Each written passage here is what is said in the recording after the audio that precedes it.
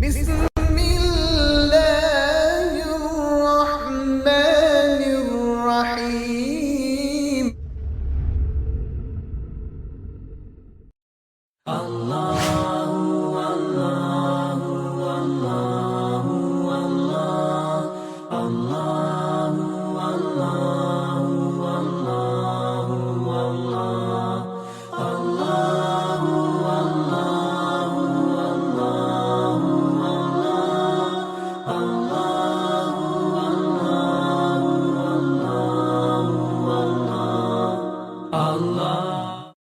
رسوله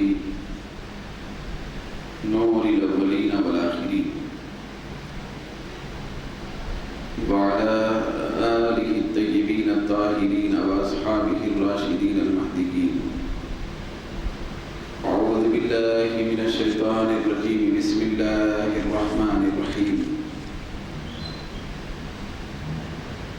يسألونك عن الشهر الحرام قتال فيه قل قتال فيه كبير وصد عن سبيل الله وكفر به والمسجد الحرام وإخراج أهله منه أكبر عند الله والفتنة أكبر من القتل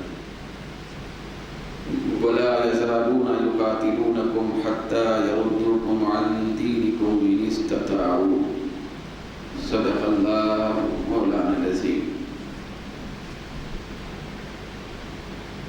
جمیع بزرگان محترم، سامعین مکرم، معزز رفیق و مجلس درس قرآن کے ساتھیوں، قرآن مجید کی ایک آیت مبارکہ کے ابتدائی الفاظ اور مقدس کلمات ابھی آپ کے سامنے پڑھنے کی سعادت حاصل ہوئی. پروردگار عالم جل وعلا ان کلمات مقدسہ میں جو کچھ ارشاد فرما رہا ہے اس کا ایک مفہومی خاکہ سب سے پہلے پیش کیا جاتا ہے.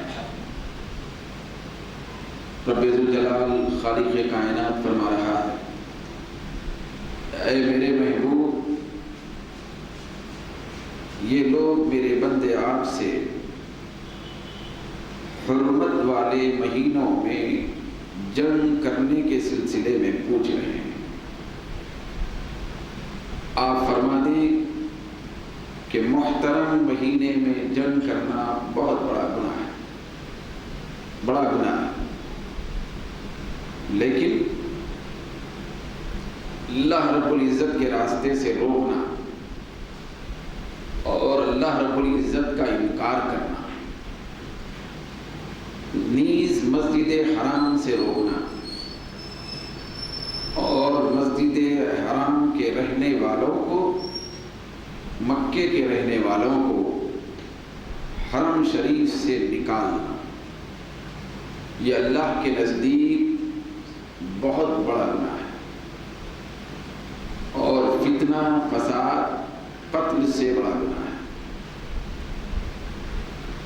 اے محبوب، یہ کفار و مشرکین آپ سے لڑتے رہیں گے. اے مسلمانوں، تم سے یہود و نصارہ، کفار و مشرکین جہاد کرتے لڑتے رہیں گے یہاں تک کہ وہ تم کو تمہارے دین سے جتنا ہو سکے پھیرنا چاہتے ہیں.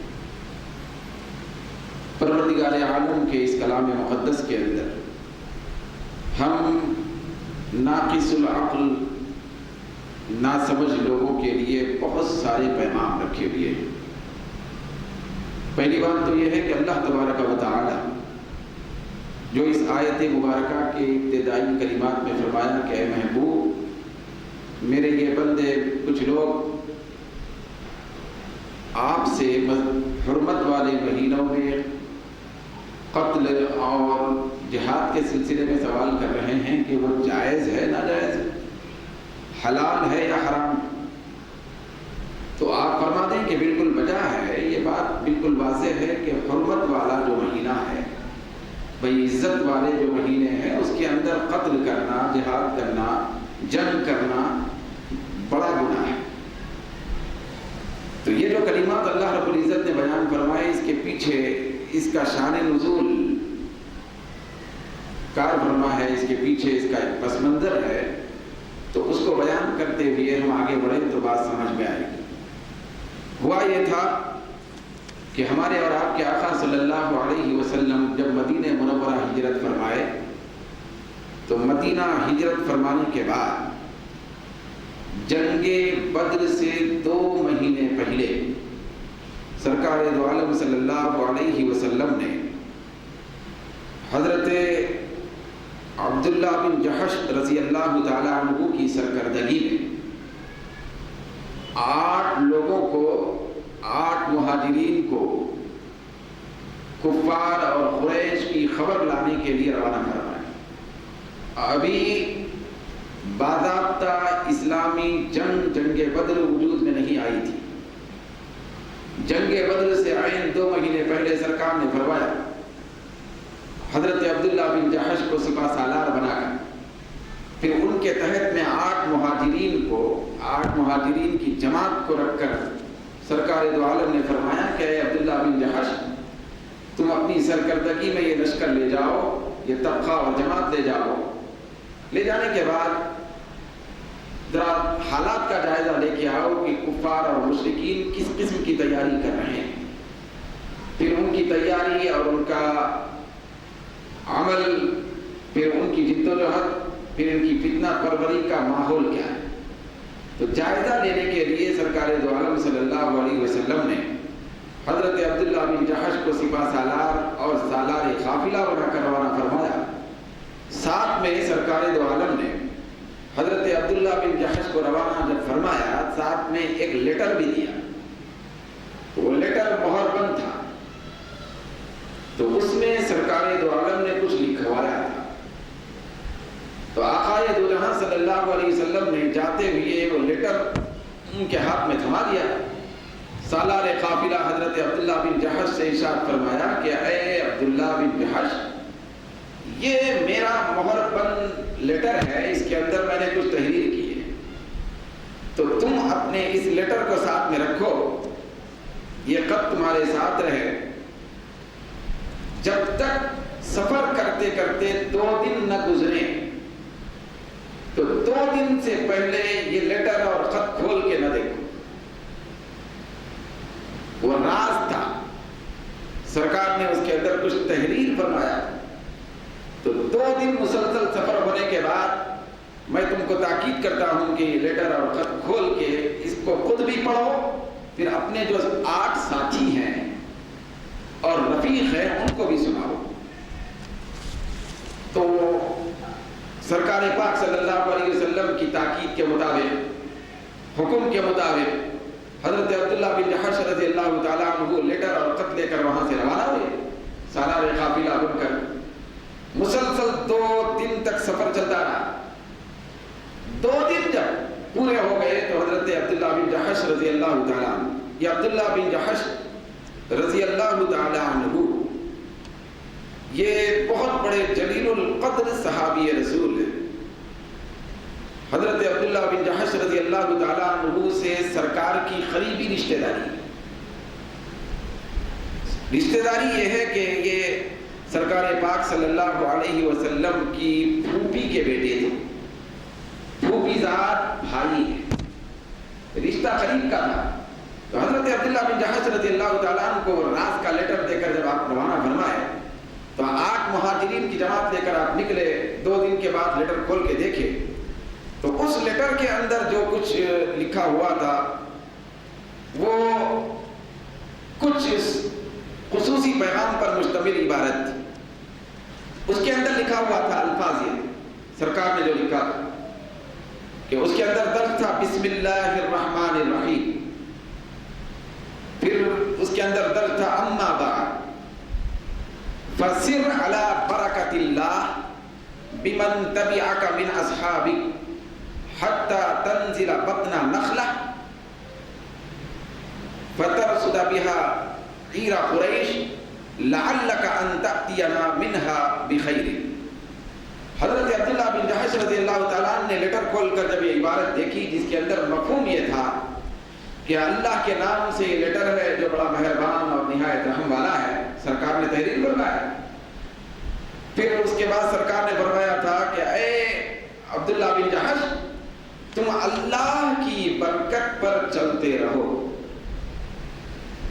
سفر جاری رکھو، تم اپنے ساتھیوں کے ساتھ چلتے رہو، یہاں تک کہ چلتے چلتے جب بطن نخلا ایک مقام آ جائے، جس مقام کا نام بطن نخلا تھا، تو وہ مقام جب آ جائے تو وہاں پر تم قریش کے لوگوں کا جائزہ کہ وہ لوگ اسلام کے خلاف، مسلمانوں کے خلاف محاذ آرائی کے لیے کیا کچھ تیاریاں کر رہے ہیں، وہاں گھات لگا کر قریش کا جائزہ لو۔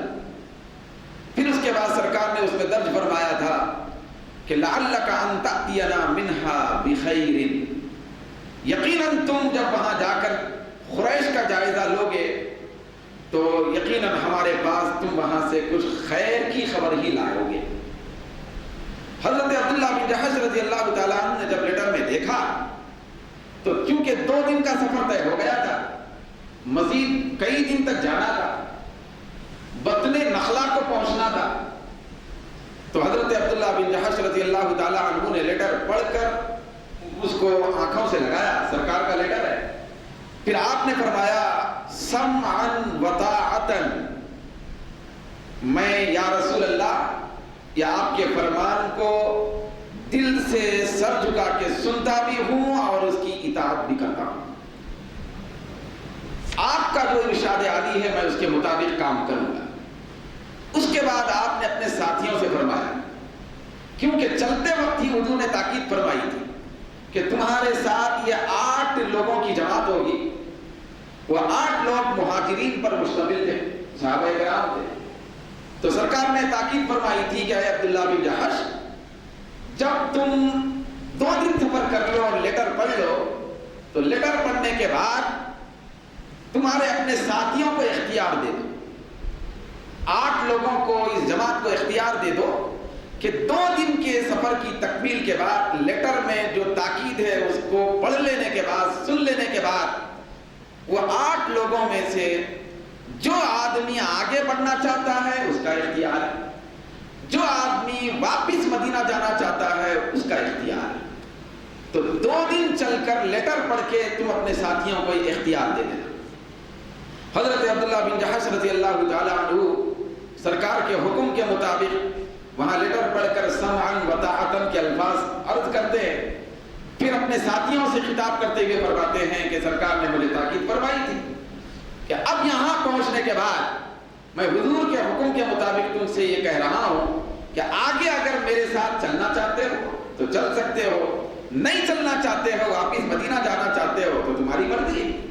تو 8 صحابہ کرام وہ حضرت عبداللہ بن جحش رضی اللہ تعالیٰ عنہ کے ساتھ چلنے، پھر ان کے ساتھ سرکار پہ اپنی جان قربان کرنے کے جذبے کے ساتھ چلنے کا ارادہ فرمایا اور ساتھ چلنے لگے کہ ہم واپس مدینہ نہیں جا سکتے، ہم آپ کے ساتھ چلیں گے۔ تو چلتے چلتے اب وہ جو خوش نصیب صحابہ اکرام ہیں جو 8 لوگوں کی جماعت تھی، تو ان میں سے حضرت سعد بن ابی وقاص بھی تھے جو حضرت عبداللہ بن جحش کی سالاری اور ان کی سیادت کے تحت میں چل رہے۔ سعد بن ابی وقاص بہت بڑا نام ہے، حضرت سعد بن ابی وقاص بھی ہیں، حضرت عکاشہ بھی تھے، پھر حضرت عتبہ بن غزوان سلمی بھی تھے، حضرت ابو حذیفہ بھی تھے، حضرت سہیل بن بیضہ بھی تھے، حضرت عامر بن ربیعہ تھے، حضرت واقد بن عبداللہ تھے، حضرت خالد بن بکیر تھے۔ غرض کہ 8 لوگوں کی یہ جماعت تھی۔ جب لیٹر کھول کے دیکھے حضرت عبداللہ بن جحش نے ان کو اختیار دے دیا تو وہ آگے چلنے کی طرف ہی اپنا فیصلہ کیا، ہم پیچھے نہیں جا سکتے، آپ کے ساتھ چلیں گے چاہے ہماری جان رہے نہ رہے، کچھ بھی ہو جائے، ہم واپس نہیں جا سکتے۔ تو حضرت عبداللہ بن جحش رضی اللہ تعالیٰ عنہ نے سب کو ساتھ لے کر وہاں سے روانگی اختیار فرمائی۔ چلتے چلتے چلتے چلتے جب سرکار کے فرمان کے مطابق بطن نخلا میں پہنچے، بطن نخلا میں جب پہنچے تو وہاں پڑاؤ ڈال کر دشمن کو ہاتھ کی نگاہ سے دیکھ کر ان کی خبر لینا تھا. یہ دیکھیے وہ نبی اپنے غلاموں سے خبر لینے کی اور پلاننگ، گھات لگانے کی اور سراغ لگانے کی پوری صلاح دے رہے ہیں، پھر خبر لینے کے ترکیب بتا رہے ہیں. اس چیز کو سنت بنا رہے ہیں کہ دشمنان اسلام کے خلاف خبر لینے کے لیے اس طرح مہادارائی کی جائے، ہمیشہ ان سے باخبر رہا جائے، پھر ان کے جو پلاننگ ہے، پھر ان کی طرف سے ہونے والا جو رد عمل ہے اس کے بارے میں معلومات حاصل کی جائے. سرکار نے اس کو سنت بنایا. اگر چاہتے سرکار تو جبریل آ جاتے، حضرت جبریل علیہ السلام اللہ کے رسول کی بارگاہ میں حاضر ہو کر عرض کرتے کہ یہ پروگرام وہ بنا رہے ہیں. پھر اللہ رب العزت خود بتا دیتا، کئی خبریں بتا دیا ہے. قیامت کے قریب چھوٹی سے لے کر بڑی چیز تک جو واقع ہونے والی ہے، چھوٹے سے لے کر بڑا فتنہ جو بھی واقع ہونے والا ہے، قیامت کے بعد کیا ہونے والا ہے، کون جنت میں جانے والا ہے، کون دوزخ میں جانے والا ہے، پروردگار عالم نے یہ ساری چیزیں اپنے محبوب کو اپنے لطف و کرم سے بتا دیا.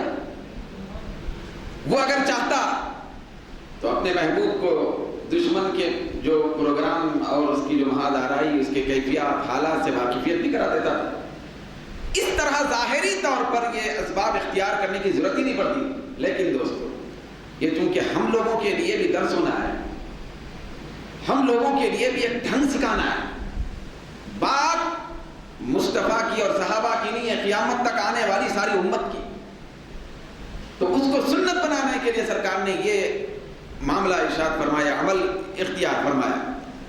غرض کہ حضرت عبداللہ بن جحش رضی اللہ تعالیٰ عنہ بطن نخلا میں جب پہنچے، وہاں دشمن کا جائزہ لینے کے لیے کھڑے ہو گئے.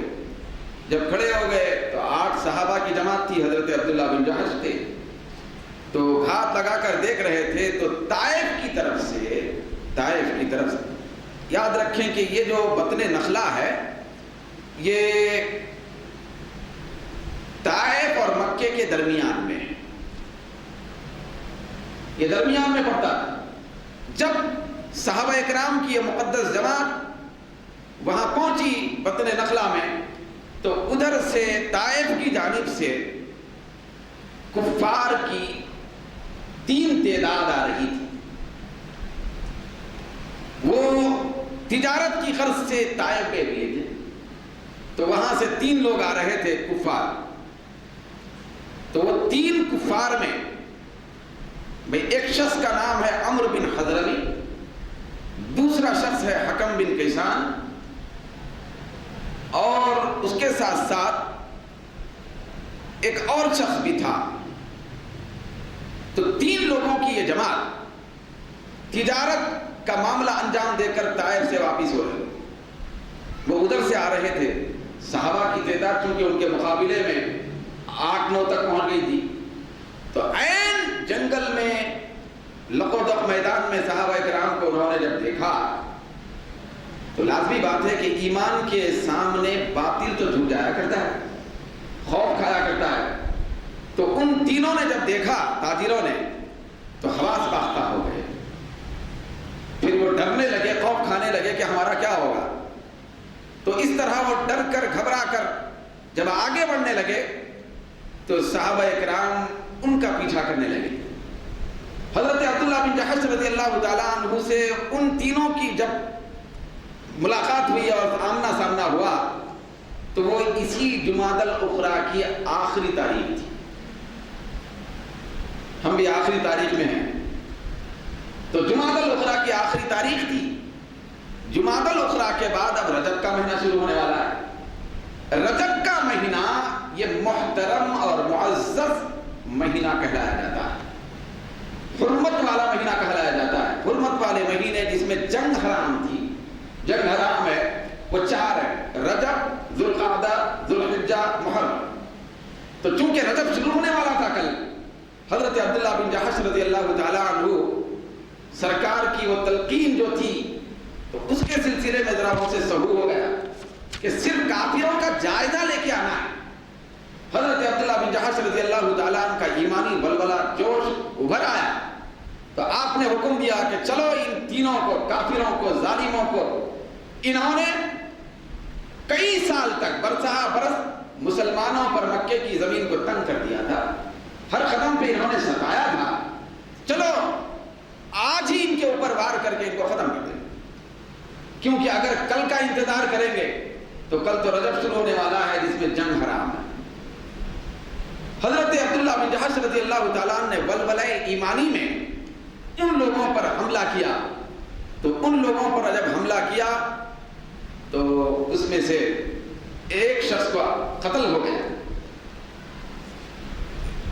اسلام میں مسلمان جب مدینے کو ہجرت فرمائے، ہجرت فرمانے کے بعد بطن نخلا میں یہ جو کافر کا قتل ہوا اور کافروں سے جو مہادارائی ہوئی، یہ اسلام کی پہلی جنگ ہے۔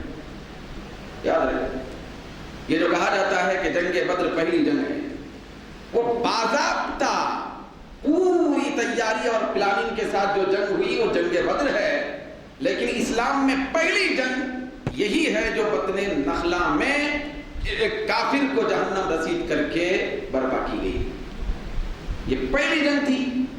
پھر مسلمان ہجرت کرنے کے بعد یہ پہلا کافر ہے جس کو مسلمانوں نے قتل کر دیا، یہ پہلی لڑائی تھی۔ پھر یہ پہلا مال غنیمت ہے جو ان تینوں سے صحابہ کرام ہاتھ میں لے کر دونوں کو قیدی بنا کر ایک کو قتل کر کے سرکار کی بارگاہ میں حاضر ہوئے۔ پہلا مال غنیمت اسلام کے حصے میں آیا، پہلا کافر قتل ہوا، اور پہلے جہاد کو اپنے سینے سے لگایا ان صحابہ نے، پہلا جہاد ہو رہا ہے، پہلی مرتبہ مال غنیمت حاصل ہو رہا ہے۔ حضرت عبداللہ بن جحش رضی اللہ تعالیٰ عنہ خوشی خوشی اپنے پورے ساتھیوں کو لے کر مدینہ واپس ہوئے، سرکار کی بارگاہ میں مال غنیمت پیش فرمایا۔ جب مال غنیمت پیش فرمایا تو یہودیوں نے، منافقوں نے، نصرانیوں نے، کافروں نے، مشرکوں نے یہ پروپیگنڈا کیا کہ دیکھو مسلمانوں کے نبی نے رجب کا احترام نہیں کیا۔ حضرت عبداللہ بن جحش رضی اللہ تعالیٰ عنہ جب حملہ آور ہوئے اور اس کو قتل کیے تو ان کی اپنی دانش میں یہ بات تھی کہ آج جمادی الاخری کی 30 تاریخ، وہ اپنے طور پر سمجھ رہے تھے کہ 30 تاریخ ہے، جبکہ جس دن وہ قتل ہوا تھا وہ دن رجب کی پہلی تاریخ، حرمت والا مہینہ شروع ہو گیا۔ تو اس کا مطلب یہ ہے کہ حرمت والے اور عزت والے مہینے میں حضرت عبداللہ بن جحش رضی اللہ تعالیٰ عنہ نے جنگ کر دی، حرمت والے مہینے کی عزت نہیں کی، اس کا احترام نہیں کیا۔ جب یہ کافروں کو، منافقوں کو، مخالفین اسلام کو معلوم ہو گیا تو وہ لوگ پورے عرب میں، مکے میں، مدینے میں، ہر طرف، طائف میں، ہر جگہ یہ پروپیگنڈا کرنے لگے کہ مسلمانوں کے نبی نے رجب میں جہاد کرایا۔ ہم لوگ زمانے جاہلیت سے شراب پیتے تھے لیکن حرمت والے مہینوں میں جنگ کرنا حرام سمجھتے تھے ہم لوگ، مگر مسلمانوں کے نبی نے حرمت والے مہینے کے ساتھ بے ادبی کا معاملہ کیا تو سرکار کی طرف منسوب کر کے وہ لوگ ایک پروپیگنڈا کرنے لگے، جبکہ سرکار نے تو جہاد کرنے کا حکم ہی نہیں دیا تھا۔ سرکار نے فرمایا تھا کہ عبداللہ بن جحش جا کر کافروں اور مشرکوں کے حالات سے واقفیت حاصل کر کے آؤ، لیکن عبداللہ بن جحش رضی اللہ تعالیٰ عنہ سے رہا نہ گیا۔ وہ ایمانی ولولہ تھا، جوش تھا، ان کافروں کو جو مدتوں ستائے، ظالم تھے، جفا کرنے والے لوگ تھے، ان کے اوپر آپ نے حملہ کر دیا، یہ سمجھ کر کہ ابھی جمادی الاخری ہے، رجب شروع نہیں ہوا، عزت والا مہینہ شروع نہیں ہوا، لہذا آج کی تاریخ میں ان کافروں کو مار دیا جا سکتا ہے۔ آپ حملہ کر دیے، ایک کافر ختم ہو گیا، لیکن پھر عرب میں پروپیگنڈا ہوا، سرکار کی طرف منسوب کرتے ہوئے یہ بات ہوتے ہوتے حضور کی بارگاہ میں پہنچی۔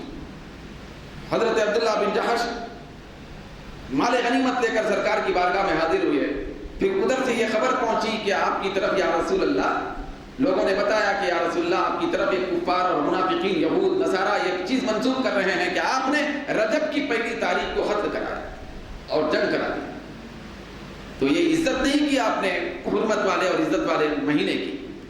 تو سرکار دو عالم صلی اللہ علیہ وسلم کی بارگاہ میں عبداللہ بن جحش کا وہ مال غنیمت رکھا ہوا تھا۔ سرکار نے فرمایا کہ عبداللہ بن جحش میں نے تم کو جنگ کرنے کے لیے نہیں بھیجا تھا، تم نے جنگ کیوں کی؟ اس آدمی کو کیوں قتل کیا؟ تم کو صرف جائزہ لینے کے لیے بھیجا گیا تھا. اٹھاؤ مال غنیمت. میں یہ مالی غنیمت نہ قبول کروں گا نہ تقسیم کروں گا. مال غنیمت بھی مسترد کر دیا سرکار نے. پھر اس کے بعد سرکار دو عالم صلی اللہ علیہ وسلم نے حضرت عبداللہ بن جحش سے تاکیداً فرمایا کہ آپ کو جنگ کرنا یا قتل کرنا نہیں چاہیے تھا. تو انہوں نے حضور کی بارگاہ میں عرض کیا یا رسول اللہ مجھ سے خطا ہو گئی, میں نے اپنی دانش میں یہ سمجھا کہ رجب نہیں شروع ہوا, 30 دن کا مہینہ ہے جمادی الاخری کا, تو اسی لیے یہ کافر ہے, سڑے ہوئے کافر ہے. تو ان کو جب دیکھا تو میرا جذبہ ایمانی بھڑک اٹھا تو ان کے اوپر میں حملہ آور ہو گیا. اور بات یہی تھی کہ وہ جنگ بدر کی تیاری کر رہے تھے کفار, اسی لیے تو جائزہ لینے کے لیے بھیجا گیا تھا. مسلمانوں کے اوپر حملہ آور ہونا چاہتے تھے. مکے میں 13 سال تک ستاتے رہے, مدینہ ہجرت کرنے کے بعد بھی جنگ مسلط کرنے کے لیے اڑے ہوئے تھے. معمولی جرم تو نہیں تھا نا. تو یہ سب چیزیں دیکھ کر صحابہ اکرام نے ان کے اوپر حملہ کیا اور اس کو قتل کر دیا. یہ سارا پس منظر تھا, ایسے حملہ بھی نہیں ہو. مگر حضور کی تاکید یہ تھی کہ حملہ نہ کیا جائے, جنگ نہ کی جائے, معلومات حاصل کیے جائے, سراغ لگایا جائے, تیاری کا جو پروگرام ہے اس کو دیکھ کر خبر دی جائے. تو اس مشن پر انہوں نے سرکار نے بھیجا. تو واپس آئے, اب سرکار نے مال غنیمت بھی مسترد کر دیا. حضرت عبداللہ بن جحش کو ملال ہوا, بہت ملال ہوا کہ کاش یہ کام نہ کرتا تو کتنا اچھا ہوتا. پھر اس کے بعد اب چونکہ حضور کی ناراضگی کا تھوڑا اظہار ہوا تھا تو ان کے دن رات بڑے کرب میں گزرنے لگے. پروردگار عالم عین اسی غم کے حالت میں حضرت عبداللہ بن جحش پھر ان 8 مہاجرین کی جماعت کی تائید میں, نصرت میں اور ان کی محبت میں, الفت میں رب العالمین نے یہ آیت کریمہ نازل فرمائی. یہ آیت کریمہ نازل فرمائی اللہ رب العزت نے. پروردگار عالم نے فرمایا کہ اے میرے محبوب, یہ کفار و مشرکین, یہ یہود و نصارہ, یہ مخالفین اسلام حرمت والے مہینے میں جنگ کرنے کے بارے میں آپ سے پوچھ رہے ہیں کہ اس کے اندر جنگ کرنا حلال ہے حرام ہے. ان کو پوچھنے کا حق کیا بنتا ہے؟ ہاں, اس حرمت والے مہینے میں, رجب میں, ذوالقعدہ میں, ذوالحجہ میں, محرم میں, عزت والے مہینوں میں جنگ کرنا, جنگ مسلط کرنا بڑا گناہ ہے, لیکن اس سے بڑے گناہ بھی ہیں. پروردگار عالم نے فرمایا کیا اس سے بڑے گناہ ان کو نظر نہیں آتے؟ میرا اور آپ کا کلمہ پڑھنے والوں کے طرف یہ چیز منسوب کر کے کہتے ہیں کہ انہوں نے بڑا جرم کیا. اس سے بڑے گناہ بھی تو ہیں. ان کو ان گناہوں کی طرف بھی نظر کرنا چاہیے جو ہر وقت یہ انجام دیتے رہتے ہیں. یہ مخالفین اسلام ہر وقت وہ بڑے بڑے گناہوں میں مرتکب ہوتے رہتے ہیں. تو اس میں سے پہلا بڑا گناہ پروردگار عالم نے فرمایا وصد عن سبیل اللہ, کہ یہ کفار و مشرکین حرمت والے مہینے میں جنگ کرنے کے سلسلے میں سوال کرتے ہیں کہ حلال ہے حرام ہے, جبکہ یہ لوگ اللہ کے راستے سے روکنا چاہتے ہیں, روکتے ہیں. کیا اللہ کے راستے سے روکنا کم جرم ہے؟ یہ اس سے بڑا گناہ ہے. حرمت والے مہینے میں جنگ کرنے, قتل کرنے سے بڑا گناہ پروردگار عالم کے راستے سے لوگوں کو روکنا ہے, حق کے راستے سے منحرف کرنا ہے, کانٹے بچھانا ہے, یہ بڑا گناہ ہے. پھر اس کے بعد اللہ نے فرمایا وَكُفْرٌ بِهِ, پھر اللہ کا انکار کرنا معمولی گناہ ہے. ان کو یہ جرم اور یہ گناہ یاد نہیں ہے کہ آپ کے صحابہ کی طرف, آپ کے غلاموں کی طرف نسبت کرتے ہیں کہ انہوں نے خطاً, سہواً, بھول چوک سے ماہ جمادی الاخری سمجھ کر رجب کے مہینے میں جنگ کی تھی. ایک آدمی کو انہوں نے قتل کیا, اتنا پورے خطے عرب میں اس کا واویلا مچایا انہوں نے. کیا ان کی سمجھ میں یہ بات نہیں آتی کہ اس سے بڑا جرم تو یہ ہے کہ یہ لوگ صبح شام میرا انکار کرتے, یہ تو اور بڑا جرم ہے. پھر اس کے بعد اللہ نے فرمایا والمسجد الحرام, مسجد حرام سے لوگوں کو روکنا یہ کم جرم ہے. مسجد حرام سے روکتے ہیں یہ لوگ, میرے کعبے سے لوگوں کو روکتے ہیں, یہ بہت بڑا جرم ہے. حالانکہ وَإِخْرَاجُ أَهْلِهِ مِنْهُ أَكْبَرُ عِنْدَ اللَّهِ, پھر مسجد حرام میں رہنے والے, مکے میں رہنے والوں کو یہ لوگ ستا کر, ظلم و ستم کر کے, مصیبتوں اور مشقتوں کی بارش برسا کر وہاں سے نکالنے کا جرم کرتے ہیں. تو یہ جو 4 جرائم ہیں, ایک جرم یہ گناہ رہے ہیں اے میرے رسول, آپ کے غلاموں اور آپ کے صحابہ نے جو خطأً سہون بھول چوک کی بنیاد پر، ایک شبہ کی بنیاد پر ایک آدمی کو، ایک کافر کو، میرے منکر کو قتل کیا تو اتنا واویلا مچا ہے، تو یہ لوگ ایک جرم کا اعلان کر رہے ہیں، میں ان کے 4 جرائم بیان کرتا ہوں، 4 جرائم بیان کر رہا ہوں، قرآن کا حصہ بنا دیا اللہ رب العزت نے۔ پہلا جرم یہ ہے کہ یہ لوگ اللہ کے راستے سے روکتے ہیں، یہ قتل سے بڑا گناہ ہے۔ دوسرا جرم یہ ہے کہ یہ لوگ میرا انکار کرتے ہیں، یہ قتل کرنے سے بڑا جرم ہے۔ تیسرا جرم یہ ہے کہ مسجد حرام اور کعبے سے روکتے ہیں میرے گھر سے، یہ تیسرا بڑا گناہ ہے۔ وَإِخْرَاجُ أَهْلِهِ، اور کعبے والوں کو، میرے اے محبوب، آپ کو اور آپ کے صحابہ کو یہ لوگ مدینہ جانے کے لیے مجبور کر دیے، اہل حرم کو نکال دیے، یہ چوتھا بڑا گناہ ہے۔ تو اللہ رب العزت کی سنت معلوم ہو رہی ہے قرآن کی روشنی میں کہ اگر کوئی شخص، اگر کوئی بدبخت اللہ کے ایک دوست کی طرف کسی ایک غلط چیز کی نسبت کرتا ہے تو پروردگار عالم خود عرش سے 4 چیزیں، 4 خرابیاں اس کی بیان فرماتا ہے۔ پروردگار عالم اپنے خاص بندوں سے اتنی محبت فرماتا ہے کہ اس کی رحمت کو جوش آتا ہے۔ کب؟ جبکہ اس کے خاص بندوں کے سلسلے میں کوئی کچھ کہے، بات حقیقت بھی ہو لیکن کہنے کی کسی کو اجازت نہیں۔ پروردگار عالم کی رحمت جوش میں آئی، اس کا غضب جوش میں آیا، جباریت جوش میں آئی، پروردگار عالم نے ایک جرم بتانے پر، کیونکہ صحابہ کرام یہ اللہ کے اولیاء ہیں، اس کے دوست ہیں، اس کے چاہنے والے ہیں اور اس کے چہیتے ہیں، تو ایک جرم صحابہ کا بتانے پر اللہ رب العزت نے اپنے دوستوں کے مخالفین کے 4 جرائم کو واضح فرمایا۔ 4۔ تو یہ سنت الہیہ ہے کہ اللہ کے دوستوں کے ساتھ اگر کوئی آدمی ایک بدتمیزی کا لفظ بولے یا کوئی غلط چیز منسوخ کرے تو جواباً خود خدا 4 مرتبہ اس کے سلسلے میں اس کی اپنی حیثیت کو بتاتا ہے۔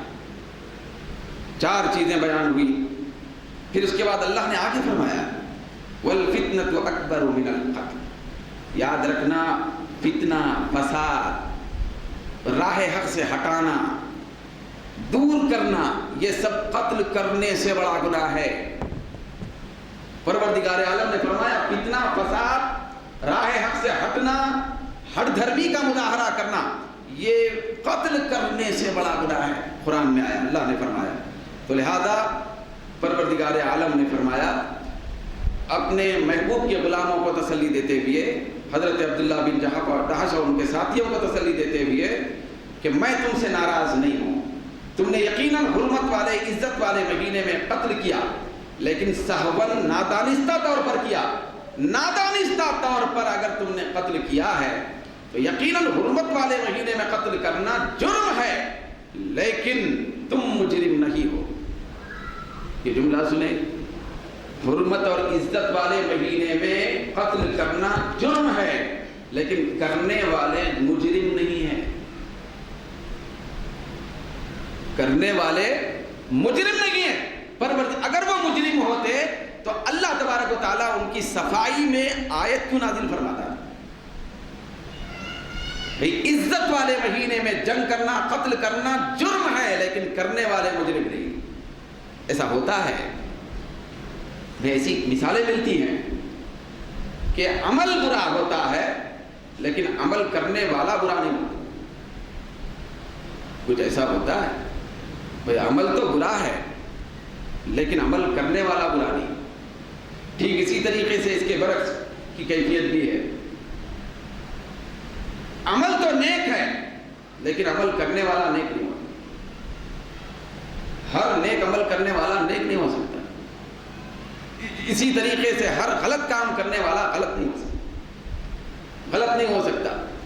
اب دیکھیے کہ یہ حرمت والے مہینے میں صحابی رسول نے، حضرت عبداللہ بن جحش نے ایک کافر کو قتل کر کے جنگ کی، حالانکہ یہ طے شدہ بات ہے کہ اس طرح حرمت والے مہینے میں قتل کرنا، جنگ کرنا حرام ہے، بڑا گناہ ہے، لیکن اللہ رب العزت نے اس بڑے گناہ کو پیچھے چھپا دیا۔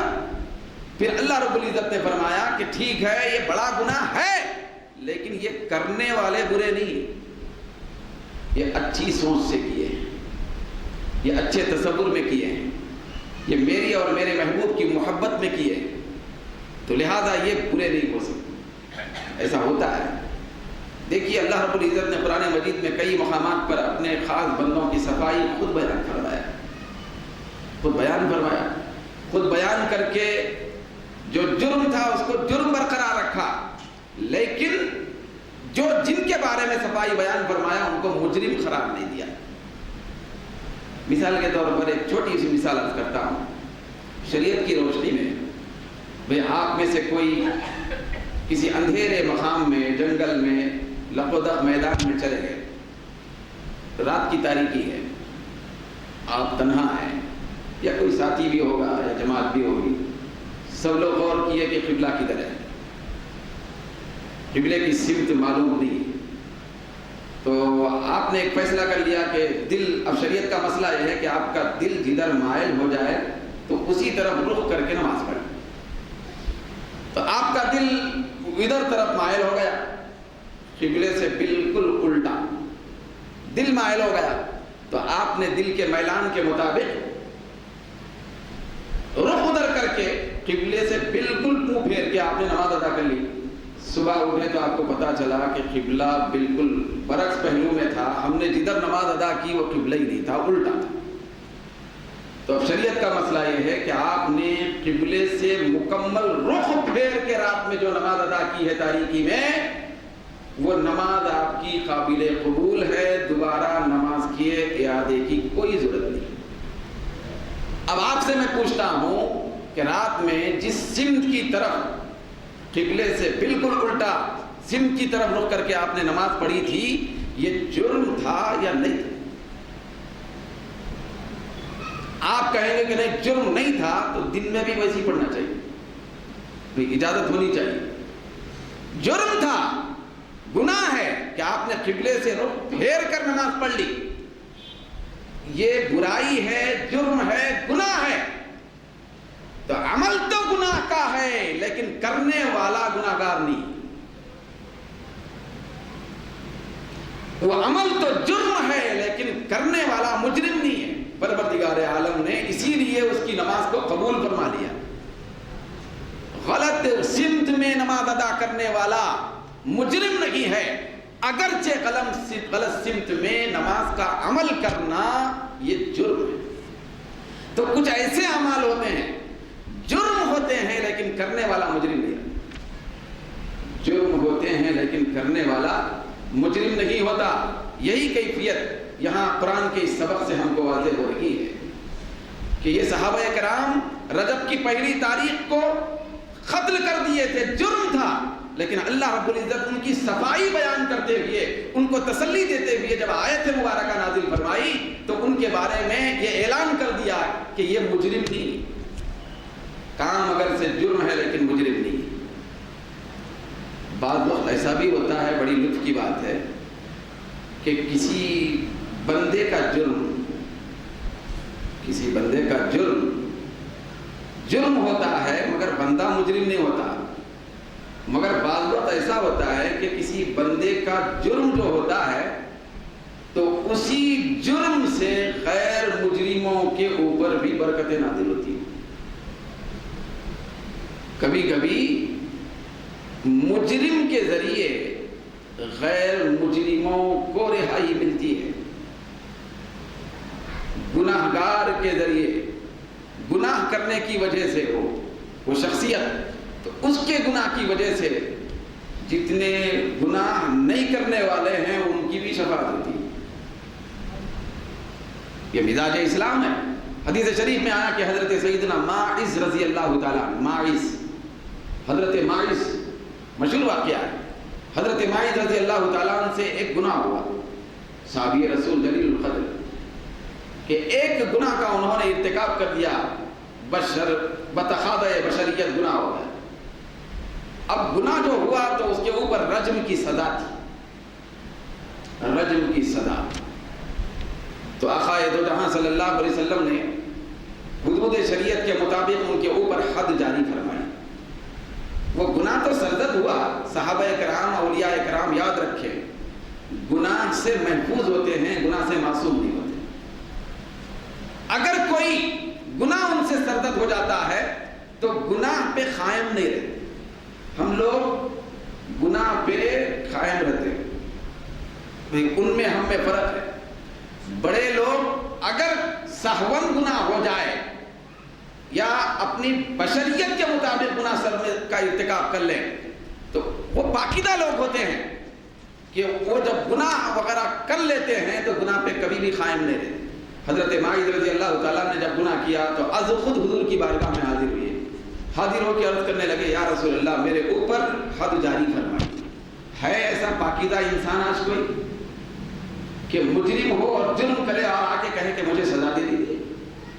تو یہ پاکیزگی کی علامت ہے، یہ پاکیزگی کی علامت ہے، کیونکہ ان کی جو زندگی ہے، ان کا دل، ان کی روح ایک پورے سفید اور شفاف کپڑے کی طرح ہوتا ہے۔ اس کے اندر تھوڑا سا بھی کالا ٹکا لگ جائے تو کپڑے کی رونق خراب معلوم ہوتی ہے، تو فوراً آ کر اس کو دور کرنے کی کوشش کرتے ہیں۔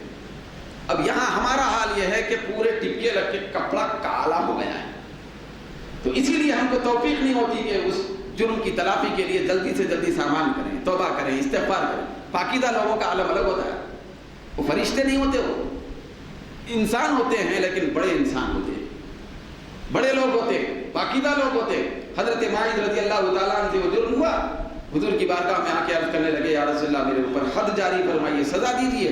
سرکار دو عالم صلی اللہ علیہ وسلم بار بار ان سے پوچھتے ہیں کیسے کیے، تم کیے، یقیناً ہوش و حواس ہے، وہ جو کچھ طریقہ کار ہے سرکار نے بیان فرمایا، تو انہوں نے ہر لمحہ یہی کہا کہ میں گناہ گار ہوں، میرے اوپر سزا جاری فرمائیے۔ حضرت ماعز رضی اللہ تعالیٰ عنہ کے بارے میں سرکار نے فیصلہ فرما دیا کہ ان کو رجم کر دیا جائے، رجم کر دیا گیا۔ اب دیکھیے کس بنیاد پہ رجم کیا گیا؟ گناہ کی بنیاد پر، جرم کی بنیاد پر سزا وارد ہوئی، رجم کیا گیا، پتھر مار مار کے ہر طرف سے ان کو ختم کر دیا گیا۔ جب ان کا وصال ہو گیا، سرکار دو عالم صلی اللہ علیہ وسلم کی بارگاہ میں ایک خبر پہنچی کہ کوئی آدمی کہہ رہا ہے کہ ماعز کی موت کیسے ہو گئی، دیکھو اس کی موت کیسے ہو گئی، سزا کے طور پر اس کو مار دیا گیا۔ سرکار کی بارگاہ میں جب یہ بات پہنچی تو آقا دو جہاں صلی اللہ علیہ وسلم منبر پر رونق افروز ہو گئے۔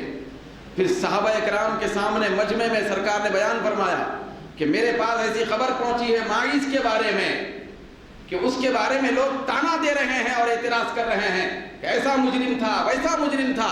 سرکار دو عالم نے فرمایا کہ میرا ماعز آج کی تاریخ میں ایسی توبہ کیا ہے کہ اگر اس کی توبہ کی برکت کو میری امت میں بانٹ دیا جائے سارے گناہ گاروں کی بخشش ہو جائے۔ تو دیکھیے جرم ہے لیکن اس میں ہماری بھی بخشش ہو رہی ہے۔ ہر مجرم یک جیسا نہیں ہوتا، ہر جرم کرنے والا مجرم بھی نہیں ہوتا۔ کیسے؟ ایسے ہی ہر نیک عمل کرنے والا نیک نہیں ہو سکتا۔ شیطان نیکی کرتا تھا، نہیں کرتا تھا، ٹھیک ہے، شیطان چھوڑیے۔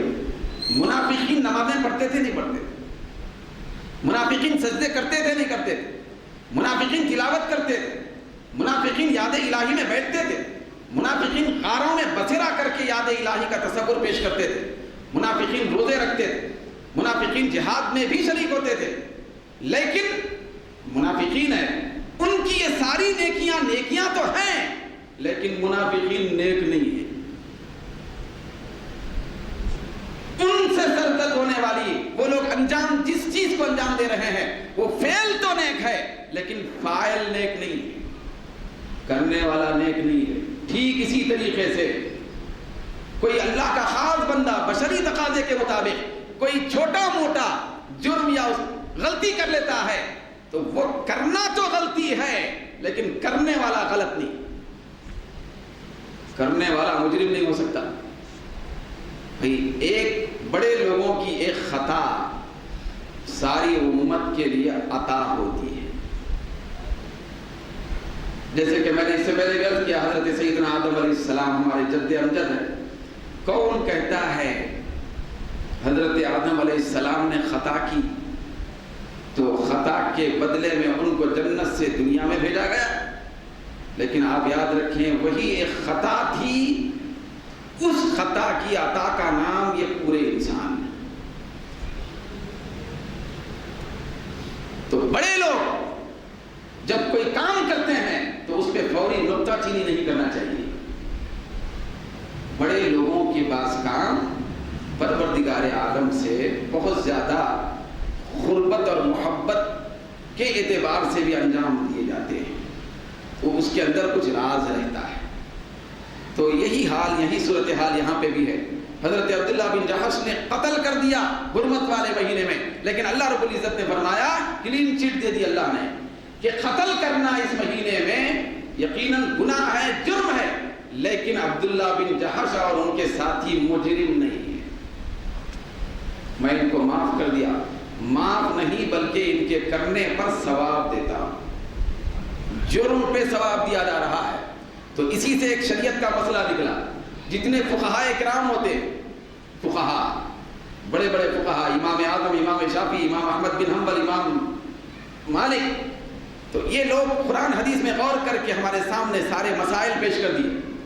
یہ ضروری نہیں ہے کہ ہر امام صحیح ہو اس مسئلے میں، ہر امام خطا سے دور نہیں، بھائی امام بھی انسان ہے مگر بڑے انسان ہیں، خطا ہو سکتی ہے امام سے، لیکن اس کے لیے سرکار نے حدیث میں فرمایا کہ جب کوئی آدمی میری امت میں سے اس طرح خطا کرے مجتہد، تو خطا کرنے کے باوجود اس کو ایک ثواب دیا جاتا ہے، خطا پہ گرفت نہیں ہوتی، ایک ثواب دیا جاتا ہے، کیونکہ وہ خطا اچھے تصور میں ہوتی ہے، بھائی امت مسلمہ کے فائدے کے لیے ہوتی ہے، ایک اچھے خیال سے ہوتی ہے۔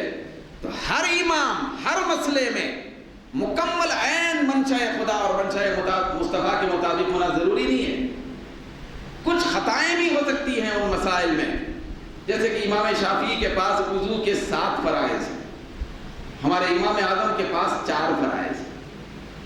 تو اب آپ بتائیے کہ امام اعظم صحیح ہے یا امام شافعی؟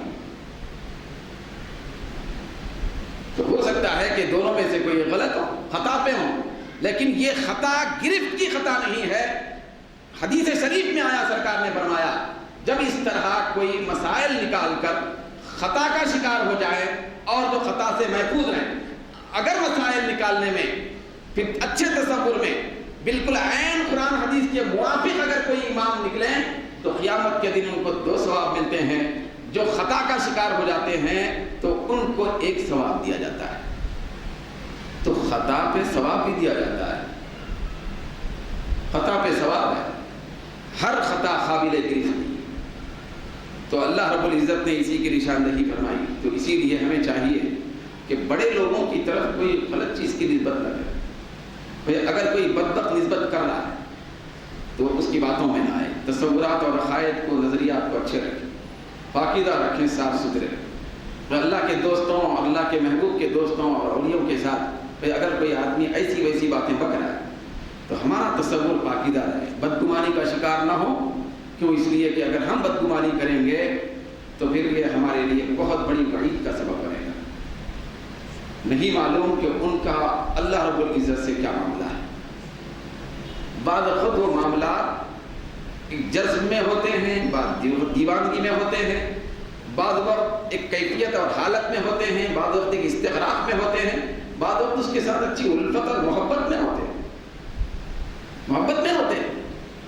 آپ مجرم نہیں بولتے، حدیث شریف میں آیا کہ اللہ رب العزت نے خود قیامت کے دن کا جو ارشاد ہے اس کا، حدیث میں سرکار فرماتے ہیں کہ قیامت کے دن اللہ رب العزت ایک شخص کو کھڑا کر کے پوچھے گا کہ میں بھوکا تھا اور میں تجھ سے کھانا پوچھا تھا تو کھانا نہیں کھلایا۔ وہ کہے گا مولا تو بھوکا تھا میں کھانا کھلاؤں، ساری کائنات کا پالن ہار تو ہے۔ تو اللہ رب العزت فرمائے گا کہ نہیں، میرا فلاں بندہ بھوکا تھا، تیرے گھر پہ آیا تھا تو وہ سوال کیا تھا، بھوک کا اظہار کیا تھا، تو نے اس کو کھانا نہیں کھلایا، تو اس کو کھانا نہ کھلانا مجھے نہیں کھلانے کے برابر۔ ہر چیز کا ایک مطلب ہے۔